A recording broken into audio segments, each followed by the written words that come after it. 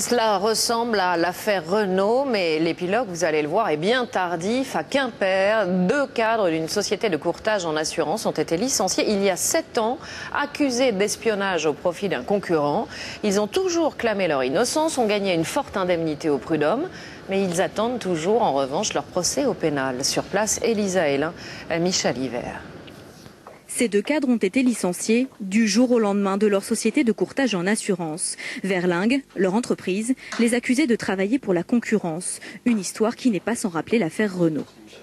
Quand on a entendu parler de cette affaire, effectivement, on a tout de suite fait la similitude entre ce qui nous était arrivé et on a été très choqués par l'écart de traitement. Nous, 7 ans que cette affaire a eu lieu et Renault, l'espace de quelques mois, tout était bouclé.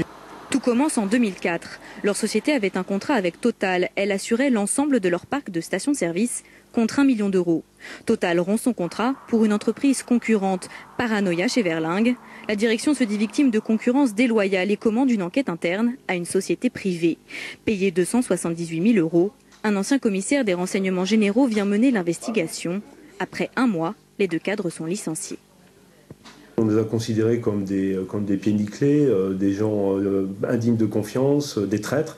Et ça, c'est insupportable parce que c'est le contraire de la réalité. Les 2 cadres vont devant les prud'hommes et gagnent pour licenciement abusif. Mais pour retrouver leur honneur, ils portent plainte en 2006. L'affaire est aujourd'hui entre les mains d'un juge d'instruction. Aujourd'hui, notre dignité et notre honneur est toujours bafoué. On attend la réhabilitation. Et donc on souhaite que la justice fasse son travail et que le dossier aboutisse très vite maintenant. Contactée ce matin, l'entreprise Verlingue n'a pas souhaité répondre à nos questions. Aujourd'hui, les 2 hommes se sont reconstruits et ont racheté une société de courtage. Mais ils n'attendent qu'une chose, que justice soit faite.